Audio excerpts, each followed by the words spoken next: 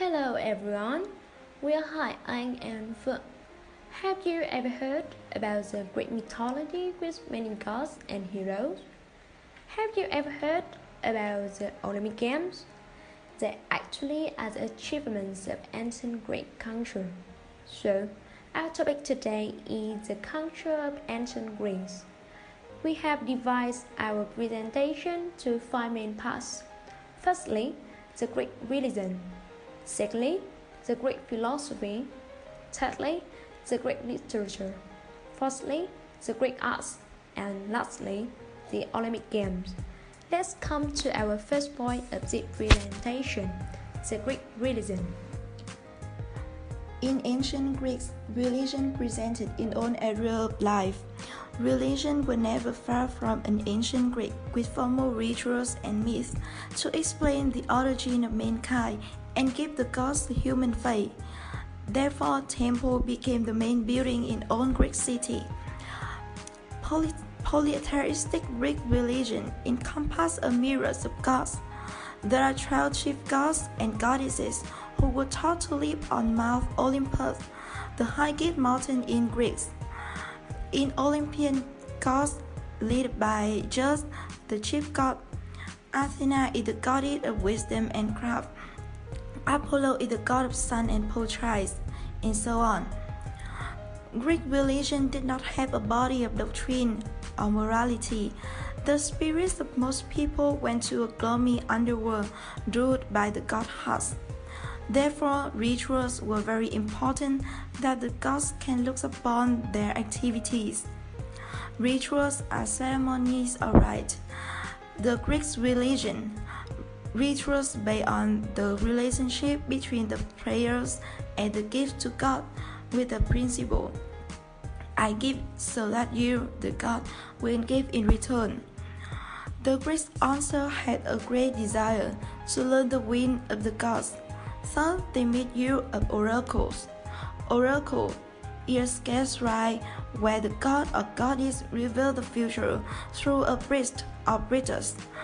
The most famous was oracle of Apollo in Delphi. The response provided by the priest or priestess were often puzzling and could be interpreted in more than one way. The second point is the Greek philosophy. Before looking through the details, we hope to explain the meaning of philosophy. It refers to an organized system of thought. The term comes from a Greek word that means love of wisdom. Do you know the sophists? They were a group of traveling teachers in ancient Greece who rejected speculation. They stressed the importance of rhetoric, which is the art of persuasive speaking in winning debates and swaying an audience. There were three great critics of sophists, namely Socrates, Plato, and Aristotle.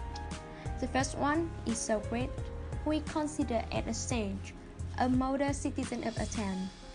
He was a thinker in the midst of the dark and light phase of ancient Greek philosophy. Socrates is also considered to be the founder of rhetoric based on the system of question of dialogue. He is progressed and famous for virtue with the viewpoint, know yourself. I know only one thing. I do not know anything.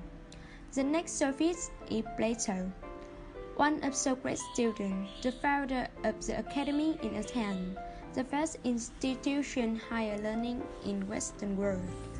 He is widely considered the most pivotal figure in the development of philosophy, especially in Western tradition. Unlike his teacher Socrates, who did not write down his thoughts, Plato wrote a great deal. He was fascinated with the question of reality. How do we know what is real? The last one is Aristotle. Aristotle was an ancient Greek philosopher and scholar, student of Plato and teacher of Alexander the Great. His writing covered many fields such as physics, writing, grammar, music, logic, linguistics, economics, and biology. He is considered the father of logic, and he calls the father of political science. One of the remarkable points of ancient Greek culture is the Greek literature. Firstly, life on the sea and the development of economy set the people in Greece in need of creating a simple and flexible language to express human thoughts effectively. It was one of the oldest languages in the world. Secondly, Greeks had a remarkably literary tradition. In the initial days of ancient Greece, there were two great epic poems, namely Iliad and Odyssey, written by a legendary author, Homer. The poems were central to the education system and influenced later writing as well. Thirdly, the Greek drama also flourished. Actually, drama was, as we know in Western countries, was originated by ancient Greeks. Plays were performed in outdoor theaters. The Greek plays remained fairly stable.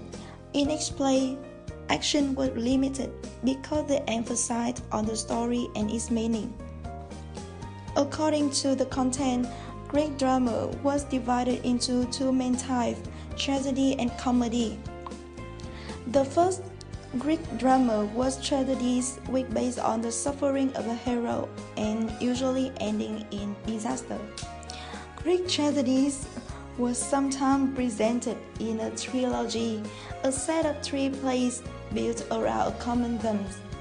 The most famous playwrights of this period were Aeschylus, Sophocles, and Euripides. The tragedies perform many problems related to our day, such as the nature of good and evil, the rights of the individual, the nature of divine forces, and the nature of human beings. The lesson was repeated over the plays. Humans were free and yet could operate only with the limitations imposed by the gods. Comedy has a development later than tragedy. It was more clearly political than tragedy because it was used to attack both politicians and intellectuals. Especially Greek mythology played a vital role in Greek literature as well as Western civilization. Greek myth attempts to explain the origins of the world and details the life and adventures of a wide variety of gods and heroes. Through them, ancient Greeks expressed their hope about life. In this period, Herodotus wrote the history of the Persian Wars, which regarded as the first real history in Western civilization. Turning to the next part, the Greek arts including two main aspects. Firstly, architecture. The most important form was a temple dedicated to god or goddess. At the center of Greek temples were ward rooms. These central rooms were surrounded by the screen of columns that made the temple open structure. The greatest example is Parthenon. It shows the principle of classical architecture, the search for calmness, clarity, and the freedom from unnecessary detail.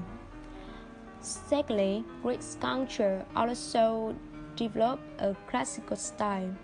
The statue of the male nude expressed the relaxed attitude. Their face was self-erect, their body flexible and smooth, muscular. Our last point is the Olympic Games.